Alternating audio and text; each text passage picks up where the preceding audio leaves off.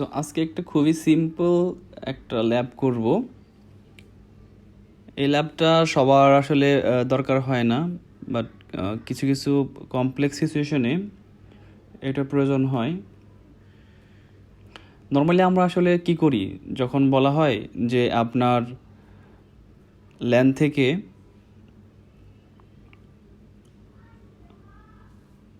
ডিএসসিপিতে IP পাবে, but say internet পাবে না, এরকম একটা রিকোয়ারমেন্ট দিলে আমরা কি করি, আমরা সুন্দর করে এআরপিতে আইপি আর ম্যাক ম্যাক অ্যাড করে দিই এবং রিপ্লে অনলি করে দিই, যাতে এই সিনারিওটা আমরা কাজ করতে পারি। তো আজকের যে ল্যাবটা হয়তো যে টাইটেল দেওয়া আছে DSCP with static IP, so এটা একটু মানে কীরকম হইলো, ডিএসসিপি হবে আবার স্ট্যাটিক আইপি দিয়ে হবে, তাহলে আবার ডিএসসিপি কীভাবে হইলো? এখানে একটু এই ল্যাবটার আসলে মূল থিম। তার আগে যদি আমি একটা সিনারিও আপনাদেরকে বলি, সেক্ষেত্রে হয়তো কিছুটা বুঝতে পারবেন। এটা রিসেন্টলি একটা ক্লায়েন্টের রিকোয়ারমেন্ট ছিল, সেখান থেকে আসলে এই সলিউশনটা বা এটার প্রয়োজন হয়ে পড়ছে। বিষয়টা এরকম ছিল যে ক্লায়েন্টের একটা ফায়ারওয়াল আছে, সেখানে যে ইন্টারনেট কানেক্টিভিটি দেওয়া আছে, আপলিঙ্ক আসছে। ফায়ারওয়ালের পরে ক্লায়েন্টের সুইচ, দেন ক্লায়েন্ট হচ্ছে ওয়াইফাই বা ল্যানের মাধ্যমে ইন্টারনেট ইউজ করে। এখন এইখানে যে ফায়ারওয়ালটা আছে, এখানকার ম্যাক্সিমাম ক্যাপাসিটি আপনি ধরেন 2000 ম্যাক সে অ্যাড করতে পারে। আর এখানকার হচ্ছে ইন্টারনেট পাওয়ার পূর্ব শর্ত হচ্ছে ওই ডিভাইসের ম্যাক এখানে এআরপি টেবিলে বা এই ম্যাক টেবিলে এনটি থাকতে হবে, আইপি সহকারে এনটি থাকতে হবে, তাহলেই হচ্ছে সেই ইউজার আইপি পাবে বা হচ্ছে ইন্টারনেট পাবে।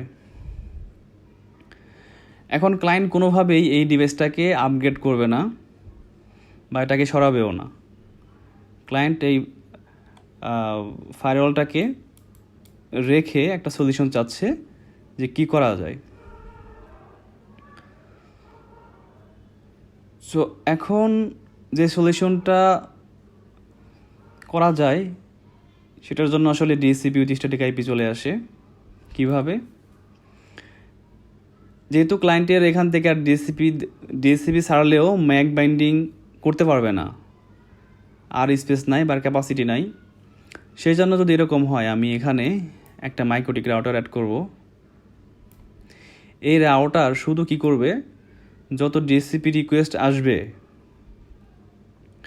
সেই ডিএসসিপি রিকোয়েস্টটা অলওয়েজ আমার ইউজার এন্ড থেকে আসবে। এখান থেকে রিকোয়েস্ট আসলে এই রাউটার কী করবে, শুধু ওর ডিএসসিপি সার্ভার থেকে ডিএসসিপির যে ইনফরমেশন, গেটওয়ে কিন্তু আমার এখানে থাকবে, গেটওয়েটা আমার এখানে থাকবে। আমি যখন ডিএসসিপি সার্ভার কনফিগার করবো, ওখানে কিন্তু যে গেটওয়ে দেখাই দিব সেটা এখানে থাকবে। তো যখন আমার ইউজারটা এখানে রিকোয়েস্ট করবে যে আমাকে ডিএসসিপি আইপি গেটওয়ে দাও, তখন ও কী করবে, একটা আইপি দিবে একটা ব্লক থেকে, আর গেটওয়েটা দেখাই দিবে এইটা, মানে এখানে যে গেটওয়েটা আছে। তাহলে কি হবে, এই ইউজার যখন হচ্ছে আইপি ইনফরমেশন পেয়ে গেল, গেটওয়ে পেয়ে গেল, তখন কিন্তু আর এর কাছে আর যাবে না। তখন সে ট্রাফিকটা, তার যে ইউজেসটা, সেটা সরাসরি উপর দিকে উঠে যাবে। এবং ক্লায়েন্ট এই জন্যই হচ্ছে এখানে গেটওয়ে রাখছে, যে যাতে হচ্ছে সে আইপি ব্লক ধরে ইউজারের যে পলিসি আছে সেটা সে ইমপ্লিমেন্ট করতে পারে। এখন কথা হচ্ছে, যদি আমার এখানে ডিএসসিপি থাকে এবং ডিএসসিপির জন্য কেউ রিকোয়েস্ট করে, তাহলে আপনি সেটা ডিনাই করবেন কিভাবে? সে তো আইপি পাবেই। আর আপনি যদি এখানে যদি এআরপি রুলস, মানে এআরপিতে যে আপনি ম্যাক বাইন্ডিং করবেন, যদি সেটাও আপনি এখানে অ্যাপ্লাই করেন, সেটা ওখানে কাজ করবে না। কেন কাজ করবে না? কাজ তখনই করতো যদি আমার এই রাউটার হয়ে ইন্টারনেটে যেত। যেহেতু এই রাউটার শুধু ডিএসসিপি হিসেবে কাজ করতেছে, সেই জন্য এর আর কোনো রুলস নাই। এআরপিতে আপনি যতই বাইন্ডিং করেন, সেই এআরপি আর কাজ করবে না। এইটার যে সমস্যা চলে আসলো, সেইটা সলিউশন করার জন্য আসলে আমরা ডিএসসিপি উইথ স্ট্যাটিক আইপি এই সলিউশনে যেতে চাচ্ছি। চলেন দেখি খুব নর্মালভাবে আমরা কীভাবে করতে পারি। ফার্স্টে আমরা একটা ডিএসসিপি সার্ভার ক্রিয়েট করব আমার এই রাউটারে। ওটা আমি দেখালাম হচ্ছে আমার কমপ্লেক্স সিনারিও, আর এখন দেখাবো হচ্ছে আসলে কী করে মাইক্রোটিকের সাথে আমরা এই কনফিগারেশনটা করতে পারি নর্মালভাবে।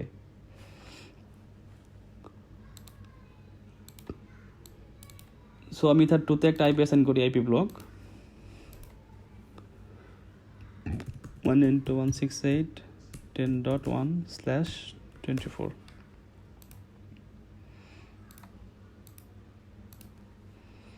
দেন আমি একটা সার্ভার ক্রিয়েট করব।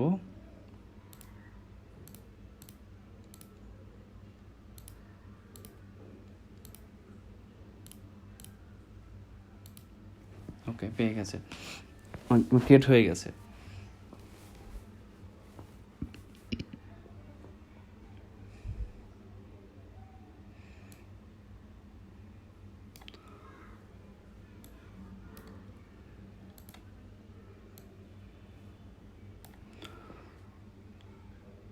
সো আমাদের সার্ভার তো ক্রিয়েট, এখন আমরা যে মেন যে কমপ্লেক্স অপশনটা যেটার জন্য আসলে আমার এই সলিউশনটা কাজ করবে সেটা আমরা কিন্তু অ্যাপ্লাই করিনি, সেটা আমরা এখন অ্যাপ্লাই করব।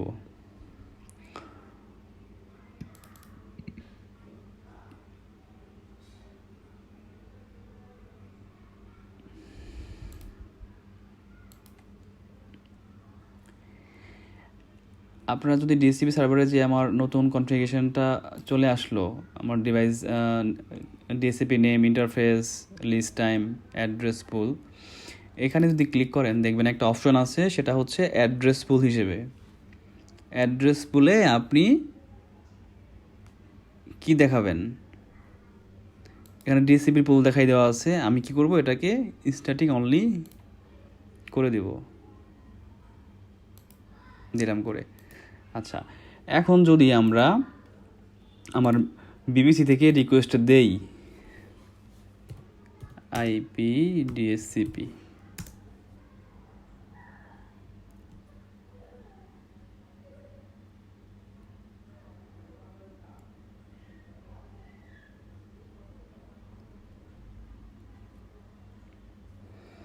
কি বলতেছে, আমাকে রিপ্লাই দিল can find DSCP server. Say DSCP server পাচ্ছে না, অথচ আমরা ইথার 2-তে ডিএসসিপি সার্ভার ক্রিয়েট করেছি। এখন আমি যদি এই বিপিসির ম্যাকটা নিয়ে যাই এবং এই ম্যাকের সাথে একটা আইপি আমি আমার লিজে এন্ট্রি দেই, তাহলে পাই কিনা তখন দেখি, বা তখন আমি ইন্টারনেট ইউজ করতে পারি কিনা সেটা দেখি। কারণ আমি তো আসলে আইপি না পেলে তো আমি ইউজ করতে পারবো না, বা আমি ইন্টারনেট ইউজ করতে পারবো না।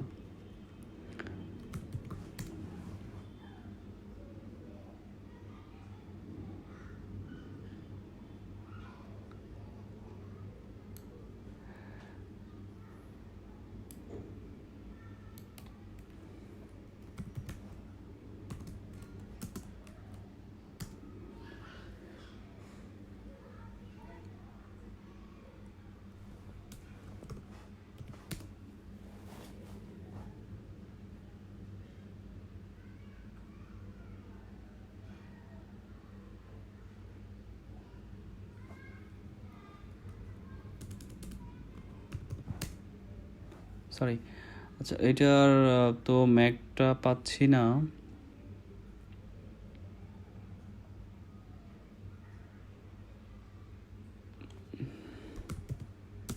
শো আইপি, আচ্ছা পাচ্ছি, ম্যাকটা পেয়ে গেছি। তো এই ম্যাকটা আমরা এখান থেকে কালেক্ট করব, কালেক্ট করে আমরা যাব লিজে যে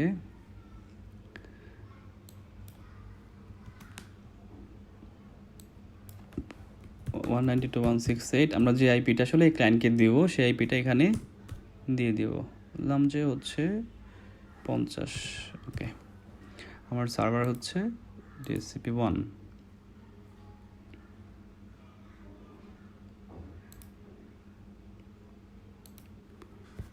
এইটা আমি এখানে এন্ট্রি দিলাম।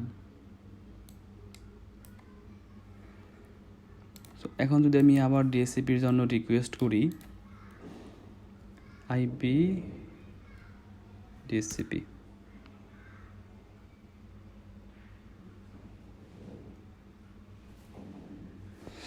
আমি যখন আইপি DHCP দিলাম, দেখেন DHCPতে কোন আইপিটা পাচ্ছে, যে আইপিটা আমি আগে থেকে অ্যাসাইন করে রেখেছি সেই আইপিটাই DHCP থ্রুতে পাচ্ছে। এবং এখানে দেখেন যেটা আমার ওয়েটিং ছিল সেটা এখন বাউন্ড হয়ে গেছে। তো আমি যদি এটাকে চাই যে আমার আসলে এই আইপিতে নেট পাবে কিনা, নেট পাচ্ছে। সো তার মানে যদি আপনার এরকম কোনো সিচুয়েশন ক্রিয়েট হয় যে আপনাকে DHCP রাখতে হবে বা DHCPর মধ্যে একটা সিকিউরিটি আপনাকে ইমপ্লিমেন্ট করতে হবে, যে আমার আইপি বা স্ট্যাটিক আইপি যে কেউ চাইলে আমার DHCPতে সে DHCP থেকে আইপি পাবে না। আমি যাকে আইপি অ্যাসাইন করতে চাবো সে আমার DHCP পুল থেকে আইপি পাবে। তাহলে আপনি এই কনফিগারেশনটা করলে পরে সেটা হয়ে যাবে। যদি আমরা একটু রিক্যাপ করি, যে আমরা DHCP সার্ভারটা করার পরে DHCP সার্ভারে যে অ্যাড্রেস পুল যেটা থাকবে সেটা থাকবে নর্মালি DHCP পুল, বা যে পুলটা ক্রিয়েট হয়েছে সেই পুলটা, সেটাকে আমরা চেঞ্জ করে দিয়ে স্টার্টিং অনলি করে দিব। এবং আমার যে ডিভাইসের ম্যাক আছে অবশ্যই ডিভাইস ম্যাক, র্যান্ডম ম্যাক না। র্যান্ডম ম্যাক যদি আপনারা দেন সেক্ষেত্রে প্রথমবার পাবে, দ্বিতীয়বার থেকে সে নাও পেতে পারে। সো লিজে যে আমার যে অরিজিনাল ম্যাক আছে ডিভাইস ম্যাকটা নিয়ে আমি কোনো আইপি যদি আমি অ্যাসাইন করে দেই, সেক্ষেত্রে সেই ক্লায়েন্টটা সবসময় সেম আইপিটাই পাবে এবং DHCP থেকে সেই আইপিটা পেয়ে ইন্টারনেট অ্যাক্সেস করতে পারবে। সো আশা করি এর কমপ্লেক্স সাইট মানে কোথায় এটা ইউজ করতে হবে বা কেন ইউজ করতে হবে বা কীভাবে ইউজ করবে সেটা আপনারা পরিষ্কারভাবে বুঝতে পারছেন।